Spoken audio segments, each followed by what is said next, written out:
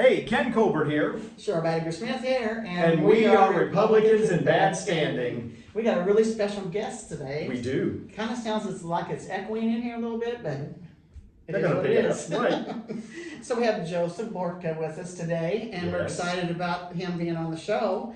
And because he filed something pretty special in Indiana, he filed a lawsuit against the Indiana Republican State Committee. First time ever, maybe? Yeah. Well, on this issue, yes. So they've been sued before. I believe they have. Okay. And we're with you on this one. So we want you to explain to our viewers exactly what it was that you did and why. Yeah. So we filed a lawsuit against the Indiana Republican State Committee based on some grievances that many delegates have been having for the past few years, the past few conventions. Delegates have tried to bring business before the convention, including Ken right here. That's right. And they've been stopped inappropriately by the convention chairman.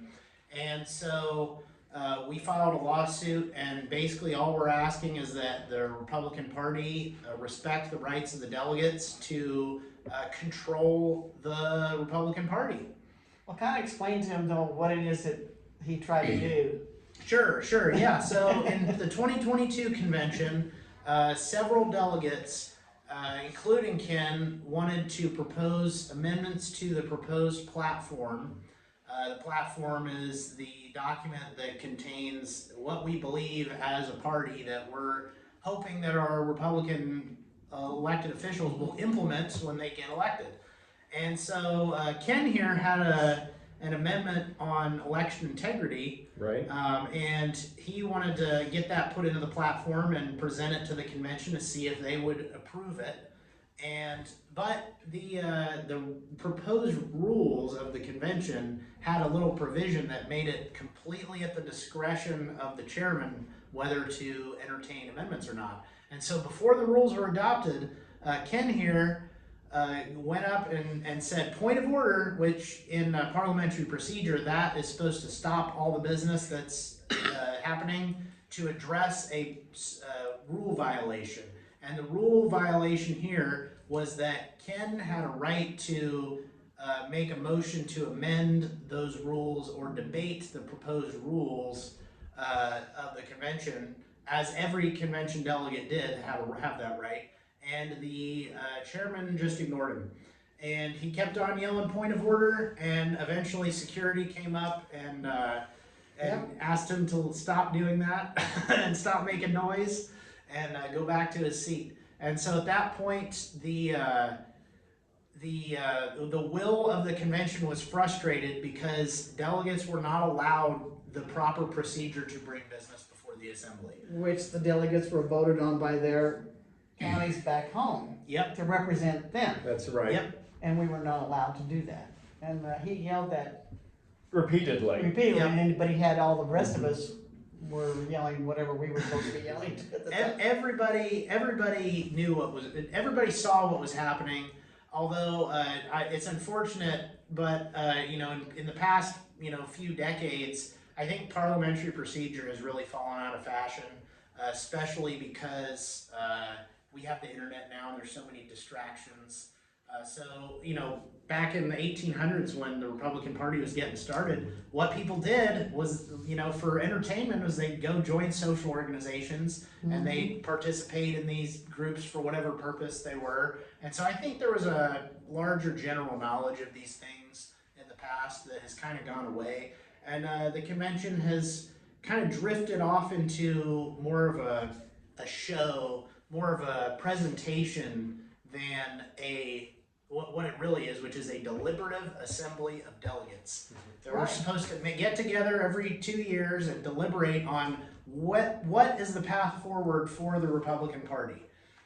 Except we had meetings before that convention too, and they ignored those too. Yep. That was the only We recourse. right. We had talked about that. The platform committee meeting. Yep. Yes. And they ignored those, and they voted every one of them down. Well, and that gets to a key point about all this. The committees are actually they are purely advisory to the full convention. So they were only making a proposal. Any proposal that a committee makes can be vetoed or amended or approved by the full body.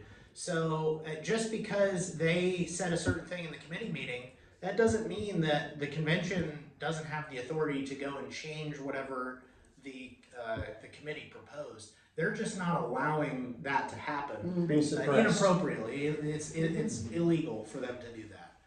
So yeah, where do you want to take this? So what?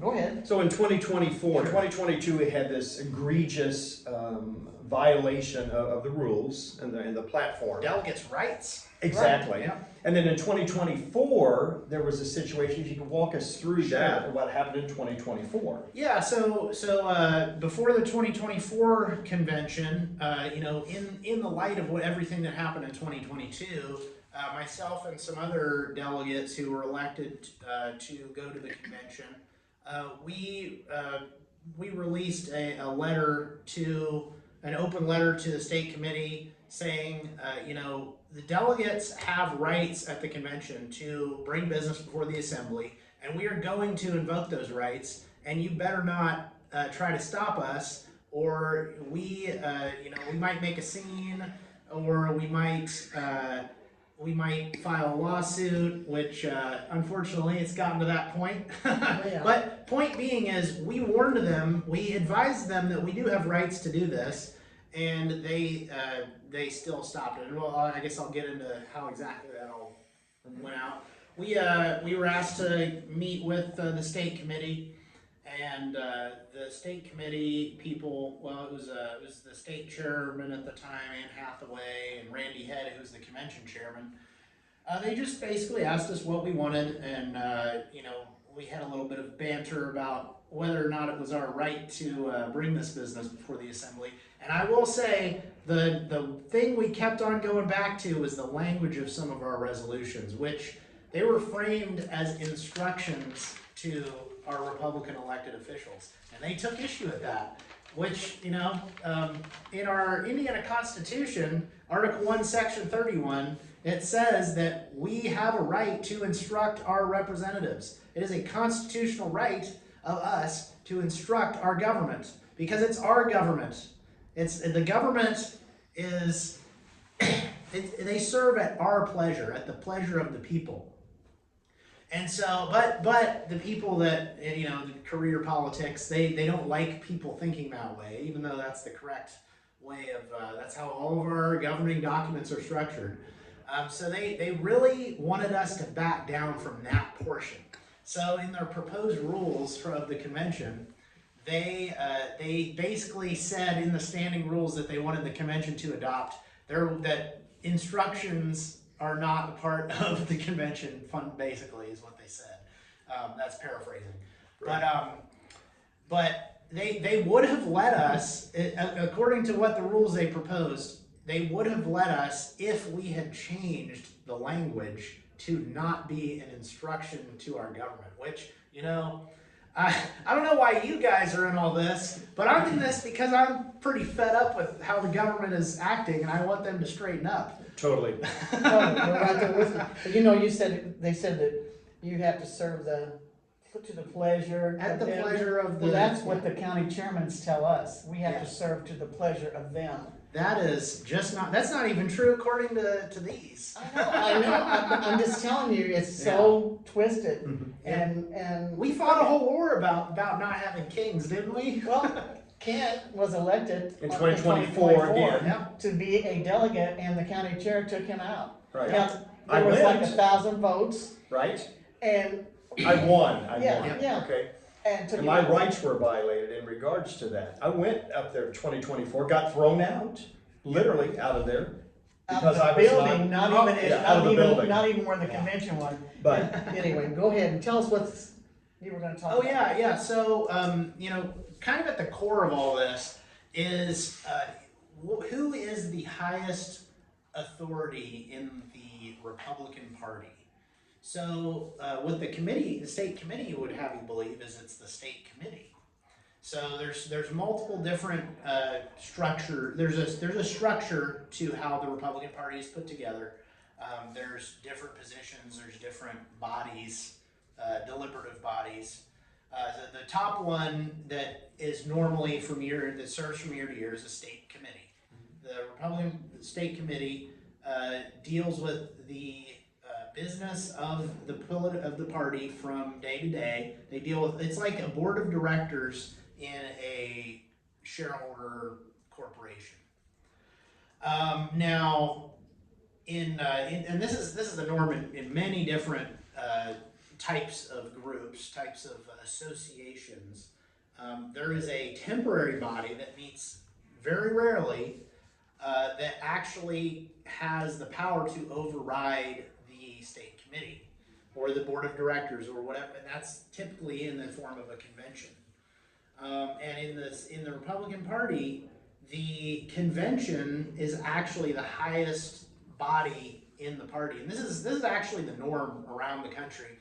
It's the same thing with the national convention as well, and this was even in the Republican Party rules as well, until I pointed this out to them prior to the previous convention. And it says, subject to the Republican Party of the state of Indiana in state convention duly assembled, the state committee is the supreme party authority in this state and a permanent political body continuous from year to year. Those first two words are very important. Subject to the Republican Party of the state of Indiana in the state convention duly assembled. So I pointed this out to the party members, the party leadership, and they didn't really have a response to that. So basically, and this has happened in other states. I don't remember exactly which one it was, but if a party is unhappy with their state leadership, it is within the authority of the convention to replace them at the convention. So if we weren't happy with the state chairman, the convention is fully in their authority to replace them. And in early conventions, the state chairman was actually chosen at the convention.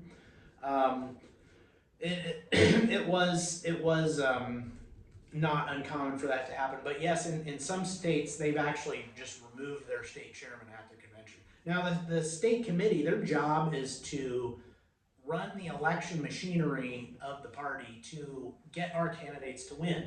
That's what their purpose is. Now, I think what's happened in recent years is the committee has forgotten that the reason we try to win elections is to influence policy in a particular direction. If you talk to I've had this conversation with many people around the state party. If you ask them, well, what is the purpose of the political party? And they say, to win elections. And obviously, we have to win elections to influence policy. But it points out a fundamental way of thinking that they're missing something. And they're missing the fact that the reason we want to win elections is to advance certain policy. I mean, why would I go out and knock doors and donate money to these candidates if they're not going to govern in the way they say they're going to govern in our party platform? That's fraud, is what that is. when they go back on that, and in some cases it's a little bit more unclear, because okay, well, what do you do in a situation where there's it's a very close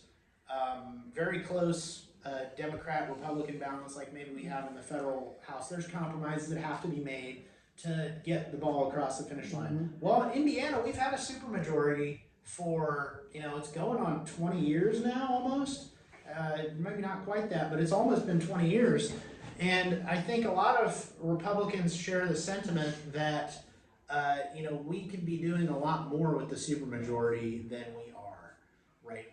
And I mean, that's in part, that's one of the reasons why we think these things are so important, because the convention is a way that it's a means that we have as Republicans to send a message to our Republican elected officials that this is what we want to prioritize in the next legislative session. The resolutions we had this year were one on election integrity. That's always a concern, especially as long as we have these computers involved. Yes.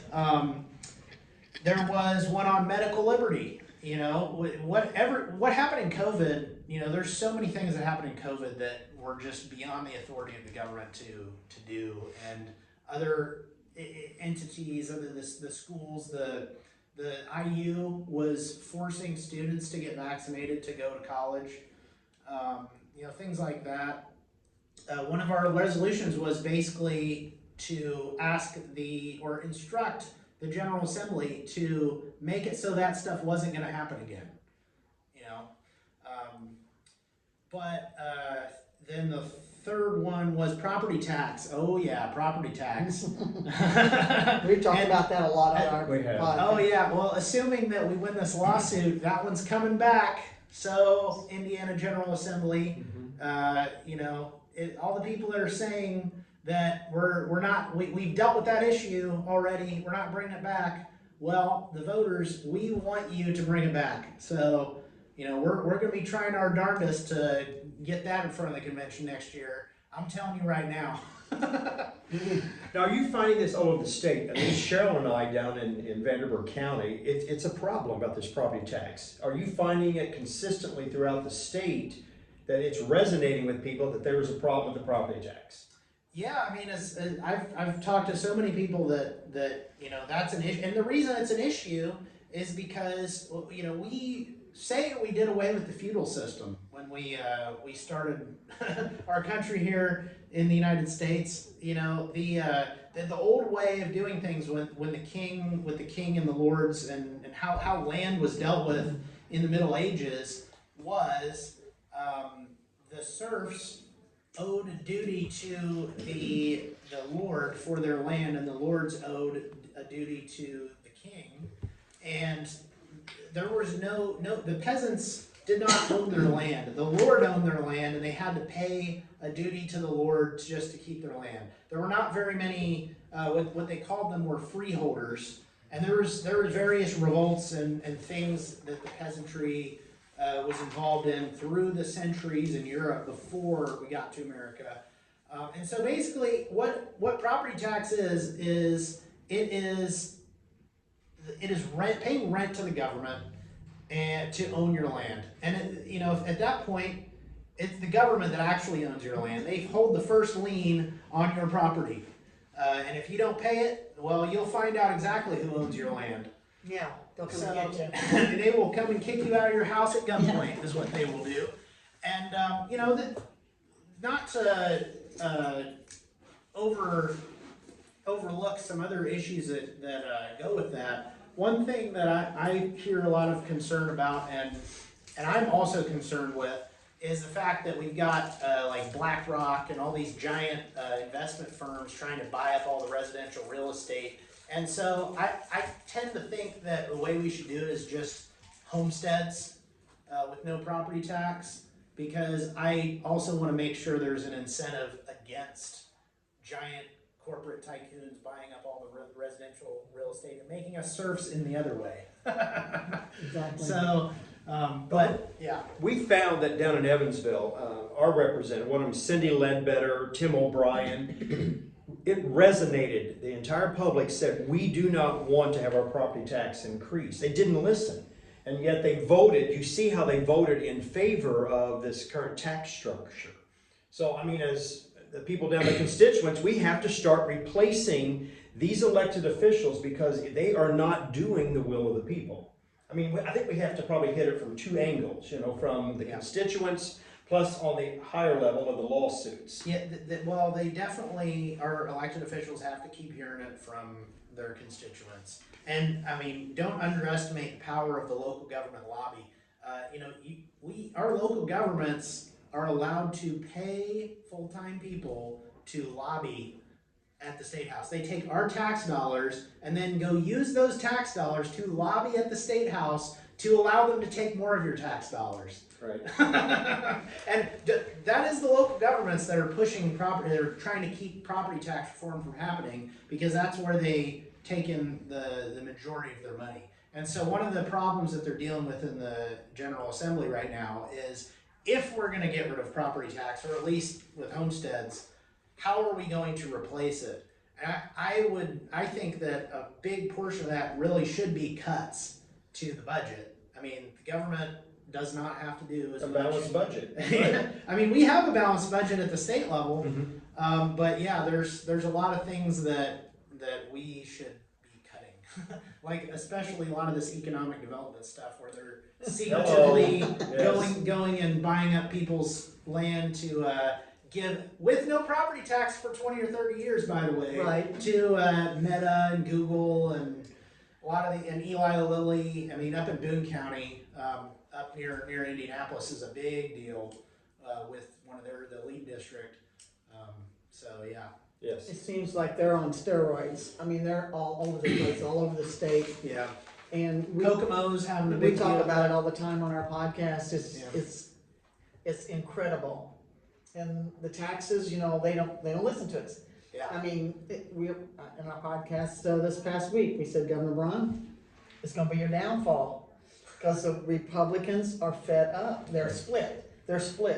And if our party doesn't realize that we need to come together, we need to listen to both sides. They're just gonna be dictators instead of And we have listening. been so vocal, that's why we got thrown in the Republican Party, because we're shining the light on all the things that's happening down in our area. What is the next step on this lawsuit, where we're at in this entire process? So we have filed the lawsuit, and at that point, once you file it and it gets served on the party, they have 30 days to respond. They could file a motion to dismiss, or they could just respond to it. And but we're expecting them to file a dismissal motion. They're gonna try, I think. It'd be smart Yeah, to I mean that not do that. Well, I think it would be smart to not do that, because what we're actually we're trying to get reform in the party governance mechanism. That's all. We're not asking for money in our lawsuit. Right. We're saying the party has, or the state committee has persistently been violating these rules, and we believe that goes into a breach of fiduciary duty and constructive fraud and a breach of contract. And we really just want the party to operate how it claims to operate. You'll see at the convention, they've got their fancy big gavel. Oh, look, we're following parliamentary procedure. No, Motion to adjourn, all this stuff. They make it look like they're following the rules, but they want it to just be a performance. And that's what we want to stop. This is the once every 2 years we get together as a party and we determine this is what we are fighting for. This is what the message we're bringing to voters to get them to play on our team and vote for our candidates. Let's take it seriously. Let's not just have it be this document we approve every 2 years that nobody ever looks at again. We want it to mean something. That's right, and that's what I keep going back to. They closed the door on that even before the convention starts, because we went early that day and tried to present all these resolutions. Kind of like what you did, but it was a little bit different setup. Yeah, We had to be there like That at was the platform committee. 7 or 8 o'clock in the morning, and I mean that. Well, that's probably because I think you guys didn't let them know about it until it was very soon before the convention. I don't know about that. No, we were on the agenda to speak. This is 2022. She's Okay. speaking Yeah, about in during that 2022, time. yeah. But we've also heard that, I mean, first of all, we're talking about elected officials not getting to do their duty. Yeah, yeah. So we've been hearing that they want to really appoint delegates. Can you believe Wait, that? wait a second. Have they been talking about that down in Evansville? Oh, yes. They want to Oh, my handpick gosh. their people rather than have the voters determine who represents them.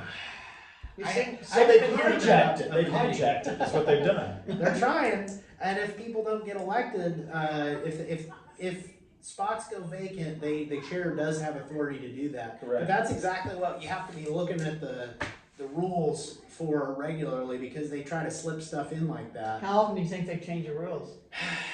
I mean, whenever they see Every 2 months? it's convenient. Every for 2 them to do months? so. Right, something appears and they Yeah, like modify for it. example, at the convention, as I was talking about, we pointed out the subject to the convention language. After the convention, a few months later, bam, that was out of there. They changed it so that it says that the state committee is the supreme party authority, unqualified. Now, our argument is that you couldn't do something like that without the convention's approval in the first place, because It's you null know, and it's the void. lower authority. How can the lower authority just by mere fiat undermine the higher authority? It doesn't. It's just logically does not work. You know, the convention created the state committee in 1854 at the very first convention, back when it was still called the People's Party. Yeah, the Republican Party in Indiana was known as the People's Party before, you know, about 4 years later, they finally embraced the full Republican Party language.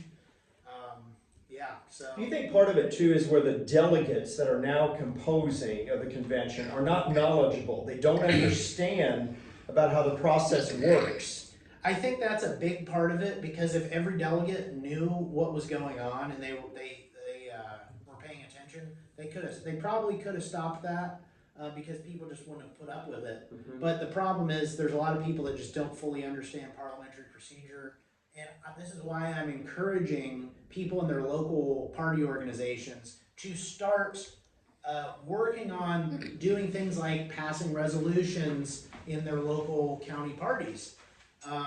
And you know, practice this stuff, and you know, because for example, up in I think it was it Whitley County a few years ago, there was a county party organization. They issued a censure of Todd Young over his vote to federally codify same-sex marriage.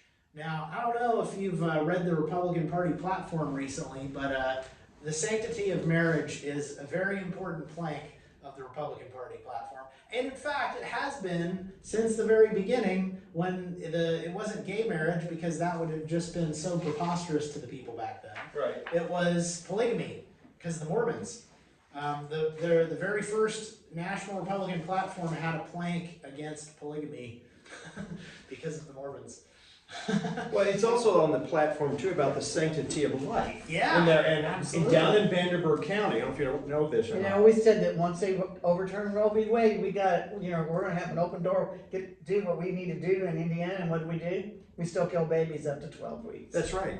But down in Evansville in Vanderburgh County, our secretary of the Vanderburgh County Republican Party openly is okay with abortion. The secretary of the county Republican Party? Yeah. Yes, the Central Committee. And if that is a Republican in bad standing, because literally that is a violation of the actual platform. That's something they should deal with internally. But these are the things. I see there's infiltrating going on within the Republican Party. So Well, and that's... And we are all Republicans. we are. They want our vote, they just Yes, don't want our voice. correct. And then you're vilified if Yeah, you express it. You hear that, you want our vote, but you don't wanna Right. hear our voice. Yep. So, I mean, we are so far behind you, it's not behind you, we are with you, I should say, because, I appreciate it. because you represent us too.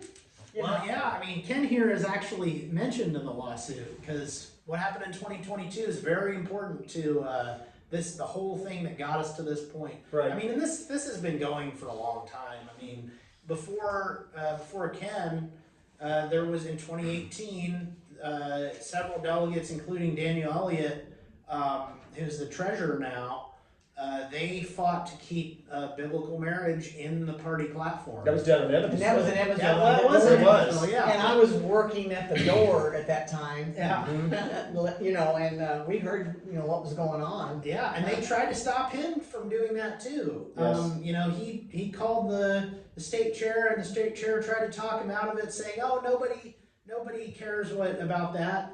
And then it overwhelmingly passed at the convention. So we're not all on the same page in the Republican Party. Yeah, and that's why it's important to be able to hash these things out at the convention. So you call these people establishment, or do you call them rhinos? What do you call them? Because they're not they're not one of us. I would say my lawyer would not like me to answer that question. Okay. Well, my opinion is, I see them as being rhinos. They've infiltrated the Republican Party. They're not following the platform rules. They have special interests, at least that's what I see. It's the late leadership. We should never be at this point of having a lawsuit against our own party because we're shining a light on all these things that they're doing incorrectly. And they need to get back into line. It's not about the money. It's about getting back into compliance. That's true. And that's what I see. Yeah, because we did nothing wrong. You did what we were supposed to do. Yes, and you get vilified, and you try to point it out. And I can't even get, I must say this, I can't even get the current representative from the Republican Party to return my call. She will not return my call. I want to have a conversation with her. It's not happening. I know, they don't, because they look at us as a threat. Well, hey, if we win, we can get a motion in front of the convention to get you back. I love that. I have a lot to say and offer, okay? I had one drafted that I might have been able to pull out if they had let us even entertain a debate, but that didn't happen, so. Right. And were you surprised about that? No, well, I was operating as if we were gonna get it until the minute they didn't, because if we had to be ready for it. But there were definitely other people that were like, they're not gonna let you do it. But did you think you were gonna be able to? They told you. I mean, well, they said they were gonna let us make motions based on those rules, but they had structured the rules in such a way that they were going to have an argument that we were out of order no matter what we did. But that didn't matter because we appealed the rule of the chair after he ruled the thing out of order. And at that point, whenever you appeal the ruling of the chair, it goes to a vote of the full assembly, and he didn't let that vote happen. So, it's very possible the convention, everybody was tired, they might have wanted to go home, and maybe would have voted against us. But it was the convention's decision to make. It was not Randy Head's decision to make. Exactly. It was not the decision of the convention chairman. Yes. And if the convention had voted to not entertain the business that I had brought, then we would have accepted that because it was the convention's authority to make that decision. But the chairman did not allow the convention to make that decision. And then after the convention, shortly thereafter, what he did? Retired. Resigned. Well, he Yeah, resigned resigned. because he was working for a major lobbying firm, and they found a rule, like a state law that said you can't do that. Conflict of interest. The state chairman. Okay. So I think they hadn't realized that, and that's why he got out quick. And for what it's worth, I thought while he was chair, he was doing the job, that the chairman should have done. And I think a lot of the problem here is people are just used to a certain way of doing business, and when people like us come in and say we're not doing it the way that it's supposed to be, it blindsides them, and they think, hey, this isn't how we do things. Well, yeah, oh yes it is. Yeah. That's exactly how we do things. That's how things have been done since before you were born. But people have gotten lazy, and this is where I like to say, the people have neglected their duties. We have collectively share the blame in this. People have the civics education in our country is so bad right now. This kind of basic parliamentary procedure stuff, it's not something that they were teaching me in civics class when I was in high school. I think there should be at least a unit on that, don't you think? It's how our entire society functions. It is the mechanism of Republican government. Well, we helped get a lot of precinct committeemen elected. Yeah. And there is a lot of power in precinct committeemen, but they don't realize they have a lot of power. Authority, yes. Knowledge is power. Same as a delegate, because that's where it is. It gets the people involved, grassroots. That's where it's supposed to start. They're members of the county committee. That's right. One of the things we're asking for in our complaint is precinct committeemen should have a right to know who their fellow precinct committeemen are. How many times have you asked for the list? That's right. They don't want to give it to you.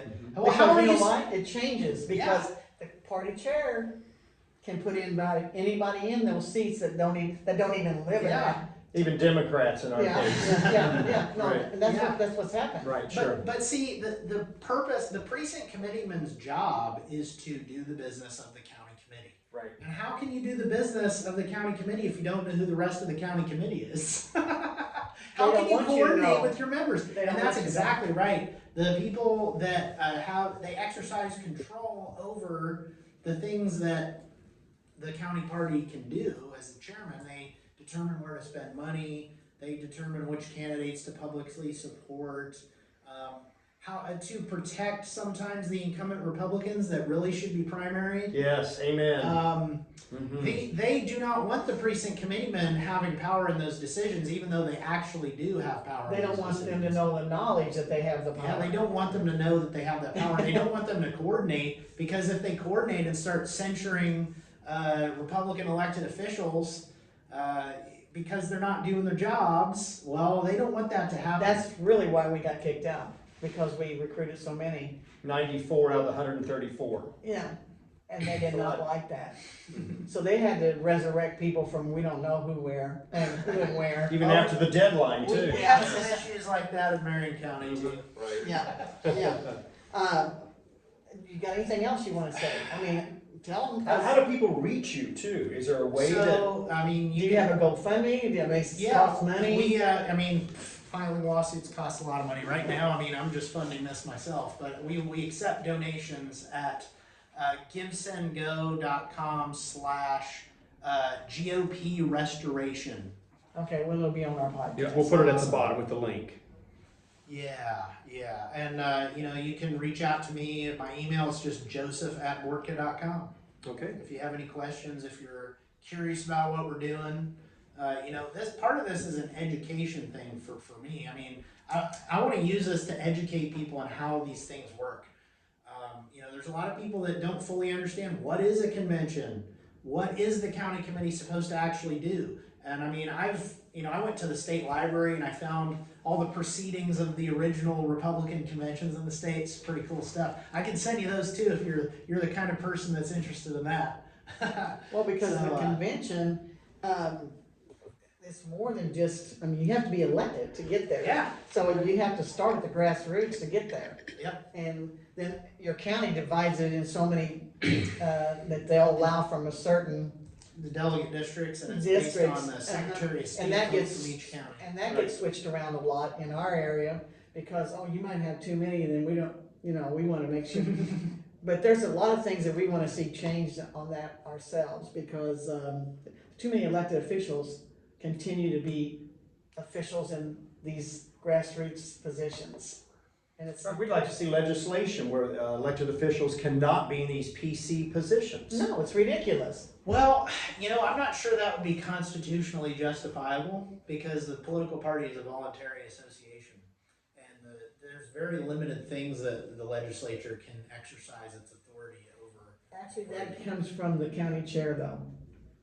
I mean, Well, the convention could I would discuss say that, the though. proper way to do it would be put it in Right. front of the convention, Right, not the legislature. right. Okay, there you go. But yeah, you could do that, yeah. Mhm, right. And I think that's a worthy conversation to have, for sure. I mean, if I have a person who's my state rep Yeah, or my state senator. Yeah. And I- filling that position Yeah, as a I don't want PC. them as my precinct committeeman or my delegate, because they've already got a job that we put them in. well, and that's something that keeps coming up with county chairmen specifically, because the county chair's real job is to organize the campaign efforts for the election in that district. And so if you already have your own campaign that you're running, it might be a little bit of a conflict of interest. But one of the reasons it keeps happening is because people aren't stepping up too. And you gotta keep that in mind. I mean, a lot of the times people end up in these positions because nobody else is willing to do it, and the county chair is a often thankless job that they don't get paid for. No, I say that's premeditated in Vanderbilt County, because Oh, they were operating maybe. with just 34 people as PCs, when Yeah. we should have a larger number than that. Absolutely, And that's why we ran all these people, to get them Yeah. engaged with it. totally. Yeah. So, because they like to control it. Yep, yep. They don't want to let people into the club. And that's it. And when then they they kick you out of the club. But our number's growing. You've watched across the state how they keep throwing people out. John Schmitz up in Marion County always likes to quote George Carlin, "It's a big club and you ain't in it." Right, right. That is true, that is true. Well, we are in it, but we're in a different dimension of it, so we think it's a greater one, so. With that said, is there anything else? Well, I just appreciate everybody's support who's paying attention to this, and you know, we hope that we gain remedy for our grievances. I hope so too. I do too, because we need to get back as delegates ourselves and. Right, and make these changes. Yeah. We're not afraid of these people, because we're the ones that control the I know. party. And I really appreciate what you've done, because Oh you've my taken a lot goodness, of yes, time. kudos. Appreciate it. Yes. A lot of time and effort, and, you're not an attorney, but you sound like one. Don't insult him now, come on. I've certainly studied enough corporate law about this whole thing to figure that out. You have to, because, let's face it, it's not the legislatures that writes these rules, they have attorneys that write them, that's why they always have, like, you read part of it and then refer to another one, you gotta go 6 pages down, and then it says, refer back to this one over here, and no one can understand that but an attorney, so. So there you go, you're pretty Right. smart. All right then, I think we'll wrap it up then. I think Is that- so. Is that okay? Yeah. All right. Okay, I wanna thank you very much, and we'll be behind you all the way, Absolutely. all the way. Okay. Appreciate it. Hope you enjoyed that, and we'll see you the next time.